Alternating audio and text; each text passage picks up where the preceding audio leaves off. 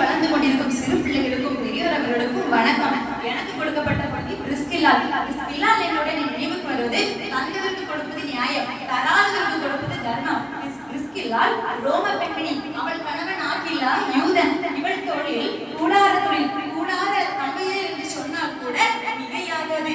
இவர்கள் தேசம் பொங்கு தேசம். இவர்களது பெயர் வேதாகமத்தில் 6 முறை இடம் பெற்றுள்ளது. இவர் கிபி 49 கிழவுராயன் ரோமர் அல்லாதவர் ரோமாபுரியை விட்டு வெளியேற கட்டளை கொடுத்தார். இந்த கூடார தம்பதியினர் அரசு கட்டளைக்கு கீழ்ப்படிந்து ஜீவனுள்ள தேவன் எங்கு சென்றாலும் பார்த்துக் கொள்வார் என்ற நம்பிக்கையோடு புரிந்து பட்டத்திற்கு வந்தனர். இவர்களுக்கு பிள்ளைகள் இருந்ததாக தெரியவில்லை.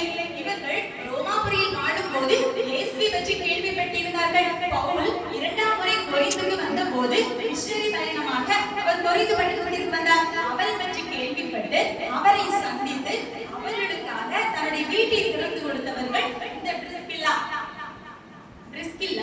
ஆகிலாவை விட ஆவிக்குரிய அனுபவத்தில் ஒருபடி பெண்மையாகவே காணப்பட்டார். இதனால் ஆவியானவர் பிரிஸ்கில்லாவை முதன்மைப்படுத்தி பிரிஸ்கில்லா ஆகிலா என்று வேதத்தில் குறிப்பிட்டுள்ளார்கள். உபசரிப்பு. அந்நியரை உபசரிக்க மறவாதீர்கள். ஊழியத்தின் நிமித்தம் அநேகர் அவள் வீட்டிற்கு வந்தாலும் அவள் அன்பாய் உபசரித்து வந்தாள். பவுல் அப்பல்லோ போன்றவர்களுக்கு பணிவிடை செய்து கனம் செய்து வந்தாள்.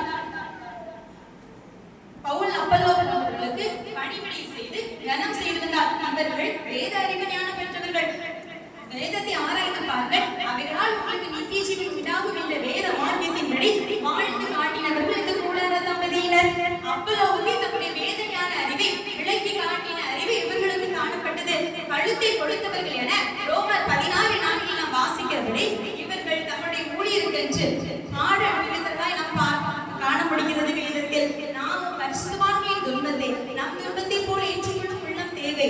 என்னுடன் வேலையால் என்று பவுல் சொல்லும்போது இவர்களும் பவுலுடன் சேர்ந்து ஊழியம் செய்திருக்கிறார்கள் என்று அறிய முடிகிறது. கூடார தொழில் செய்த இவர்கள் வீடு நாளடைவில் சபை விசுவாசிகள் கூடி வருகிற வீடாக மாறிற்று.